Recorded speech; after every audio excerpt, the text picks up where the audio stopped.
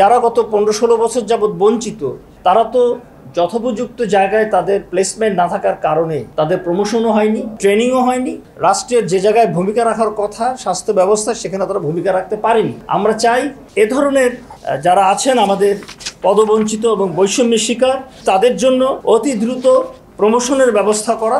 কক্সবাজারের ঘটনা যেটা হয়েছে, বিভিন্ন সময়ে চিকিৎসকগণ তাদের কর্মক্ষেত্রে নিরাপত্তাহীনতায় ভোগে। আমরা এই নিরাপত্তাহীনতার অবসান চাই, চিকিৎসকদের জন্য কাজের সুষ্ঠু পরিবেশ চাই। অন্তর্বর্তীকালীন সরকার যে গতিতে কাজ করছে, যে প্রক্রিয়া কাজ করছে, তাতে আমরা মনে করি যে এখানে আরও কাজের গতি তৈরি হওয়া দরকার। এ কাজের গতি স্থিমিত থাকার একটা বড় কারণ হলো, বা বাধাগ্রস্ত হওয়ার বড় কারণ হলো, বিগত ফ্যাসিবাদী সরকারের দোসর যারা বিভিন্ন জায়গায় এখনও জেকে বসে আছে। আমরা তাদের অপসারণের, বদলির, অন্যত্র পদায়নের জোর দাবি জানাচ্ছি। এবং সেখানে যারা ইতিমধ্যে বৈষম্যময় আচরণের শিকার হয়েছে, বঞ্চিত হয়েছে, যারা নানাভাবে নিগৃহীত হয়েছে, সারা দেশে সে চিকিৎসকদেরকে যথোপযুক্ত জায়গায় পদায়নের জন্য জোর দাবি জানাচ্ছি। এটা হলো আমাদের প্রথম কথা। দ্বিতীয় কথা হলো, চিকিৎসকগণ বিভিন্ন সময়ে, কালকে ঘটনা আপনারা জেনেছেন, কক্সবাজারের ঘটনা যেটা হয়েছে, বিভিন্ন সময়ে চিকিৎসকগণ তাদের কর্মক্ষেত্রে, কর্মস্থলে তারা নিরাপত্তাহীনতায় ভোগে। আমরা এই নিরাপত্তাহীনতার অবসান চাই, চিকিৎসকদের জন্য কাজের সুষ্ঠু পরিবেশ চাই। আমাদের 3 নম্বর হলো, স্বাস্থ্য ব্যবস্থাতেও, স্বাস্থ্য ক্যাডারেও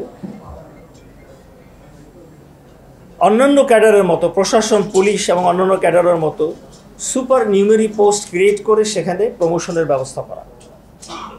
সেখানে যেটা সমস্যা দেখা দিবে, যে যারা গত 15-16 বছর যাবৎ বঞ্চিত, তারা তো যথোপযুক্ত জায়গায় তাদের প্লেসমেন্ট না থাকার কারণে তাদের প্রমোশনও হয়নি, তাদের ট্রেনিংও হয়নি। তারা রাষ্ট্রের যে জায়গায় ভূমিকা রাখার কথা স্বাস্থ্য ব্যবস্থা, সেখানে তারা ভূমিকা রাখতে পারেনি। আমরা চাই যে এ ধরনের যারা আছেন আমাদের পদবঞ্চিত এবং বৈষম্যের শিকার, তাদের জন্য অতি দ্রুত প্রমোশনের ব্যবস্থা করা।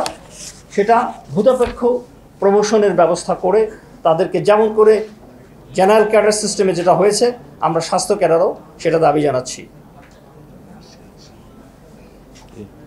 আমাদের এগুলো হলো বেসিক কথা।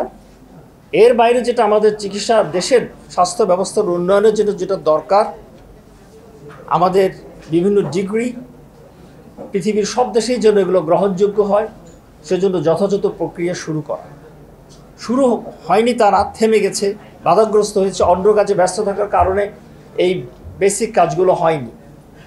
এখন আমাদের মেডিকেল অ্যাক্রিডিটেশন বোর্ড, সেটা কোনো কার্যকারিতা নেই, সেটার কোনো প্রোগ্রাম ওনারা চালাতে পারছেন না। সেখানে আমরা দ্রুত এটা ডিরেক্টর নিয়োগের জন্য আমরা সুপারিশ করছি সরকারের কাছে, যেন আমাদের এখানে বিদেশি ছাত্রছাত্রীরা পড়তে আসে, তাদের যদি বাইরের দেশে তাদের যদি অ্যাক্রিডিটেশন না পায়, তাহলে আমাদের এই অর্থনীতির খাতটা মুখ থুবড়ে পড়বে। সেজন্য এই জায়গাটাতে আমরা দ্রুত কাজ করতে বলছি। সেটা আপনারা আমাদের দাবিতে দেখেছেন, আমরা সেটা বলেছি। এগুলো হলো আমাদের বেসিক কথা।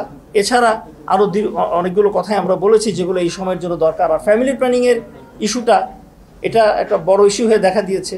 ফ্যামিলি প্ল্যানিংয়ে যারা চিকিৎসকরা কর্মরত আছেন, তারা নানা রকম বৈষম্যের শিকার। তারা এই বৈষম্যের অবসান চান, তারাও আপনাদের সামনে কথা বলবেন, প্রেস কনফারেন্স করবেন। আমরা তাদেরকে বলেছি যে আপনাদের বক্তব্য নিয়ে সরাসরি জনগণের সামনে আসেন, পত্রিকা, প্রেস মিডিয়াতে আসুন। তারা আশা করি অতি দ্রুত আসবেন।